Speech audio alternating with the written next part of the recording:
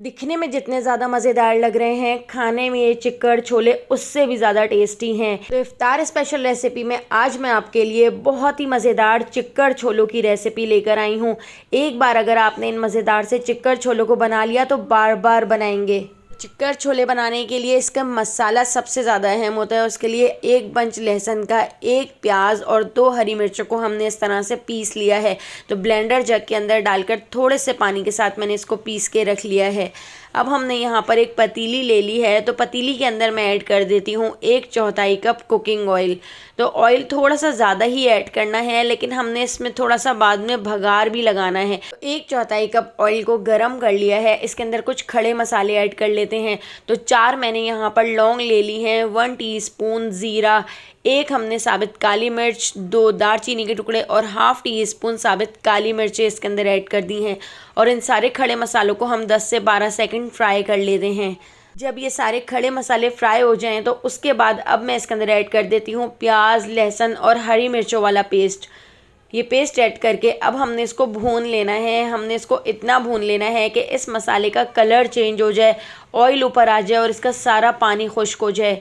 चिक्कड़ छोले बनाने के लिए सबसे अहम इसका मसाला ही होता है। अगर इसका मसाला बहुत अच्छी तरह से भुना हुआ होगा, उतने ही मज़ेदार चिक्कड़ छोले बनकर तैयार होंगे। प्याज वाला मिक्सचर अच्छी तरह से भुन चुका है। अब मैं इसमें एक बड़े साइज़ का टमाटर पीस कर ऐड कर देती हूँ। टमाटर ऐड करके टमाटर को भी हमने अच्छी तरह से इसमें भून लेना है। तो इस मसाले को हमने इतना भून लेना है कि इसका सारा ऑयल ऊपर आ जाए। जब इस तरह से आप देख सकते हैं इसका ऑयल ऊपर आ जाएगा, उसके बाद हम इसमें कुछ मसाले ऐड कर लेते हैं। तो ½ टीस्पून नमक ऐड कर दिया है, 1 टीस्पून पिसा हुआ धनिया, ½ टीस्पून में इसमें हल्दी पाउडर ऐड कर रही हूँ। इसके साथ ही 1 टीस्पून लाल कुटी हुई मिर्चें ऐड कर दी हैं। और इन सारे मसालों को ऐड करके अच्छी तरह से इसको मिक्स कर लेते हैं। तो मसाले नीचे चिपके ना, तो उसके लिए मैं इसमें थोड़ा थोड़ा सा पानी ऐड करके 2 से 3 बार इसको अच्छी तरह से भून लूँगी। इफ्तार में एक बार आप ये चिक्कड़ छोले बनाकर ज़रूर देखिएगा। इतने ज़्यादा पसंद आएंगे कि आप इसको बार बार बनाना पसंद करेंगे। अब आप यहाँ पर देख सकते हैं मैंने ले लिए हैं छोले, जो मैंने बॉयल कर लिए थे। ½ टीस्पून नमक और 1 चुटकी बेकिंग सोडे के साथ मैंने इसको बॉयल किए थे। आप देख सकते हैं कितनी अच्छी तरह से हमारे छोले बॉयल हुए हुए हैं। अब इसमें से मैं 3 टेबल स्पून छोले एक बाउल के अंदर निकाल लेती हूँ। और इन छोलों का जो पानी है वो भी हम थोड़ा सा इस तरह से बाउल में ले लेते हैं। और इन छोलों को मैं अच्छी तरह से ब्लेंडर जग के अंदर डालकर पीस लूँगी। इतनी देर में आप यहाँ पर देख सकते हैं मसाला भी नीचे लगना शुरू हो चुका है और मसाला बहुत अच्छी तरह से पक चुका है। साइडों से ऑयल ऊपर आ चुका है। तो अब हम इसके अंदर ऐड कर देते हैं 4 टेबल स्पून दही। तो दही को फेंट कर ऐड किया है और लो फ्लेम पर दही को ऐड करके हम इसको पहले अच्छी तरह से मिक्स कर लेते हैं। इसके साथ ही 1 टीस्पून मैं इसके अंदर भुना कुटा ज़ीरा ऐड कर रही हूँ और 1 टीस्पून ही हम इसमें पिसी हुई काली मिर्चें ऐड कर देते हैं।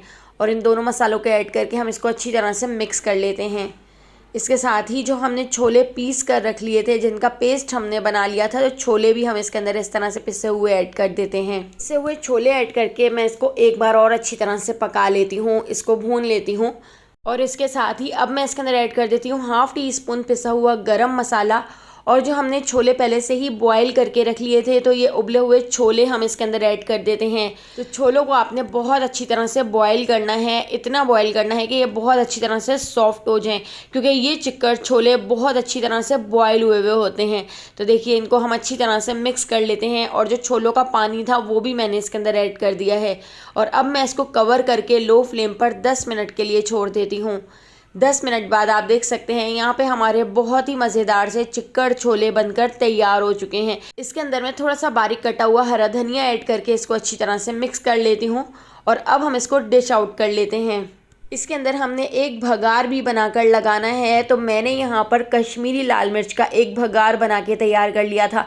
थोड़े से ऑयल के अंदर ½ टीस्पून कश्मीरी लाल मिर्च को लो फ्लेम पर पकाकर हमने इस तरह से इसका भगार बना लिया है। जब भी आप इन छोलों को सर्व करें तो इस तरह से इसके ऊपर भगार ज़रूर लगाइएगा। दिखने में जितने ज़्यादा मज़ेदार हैं, खाने में उससे भी ज़्यादा टेस्टी होते हैं। तो अगर आपको चिक्कड़ छोलों की ये रेसिपी पसंद आई हो तो लाइक, शेयर और सब्सक्राइब करना बिल्कुल भी मत भूलिएगा। और बेल आइकन के नोटिफिकेशन को ज़रूर ऑन कीजिएगा।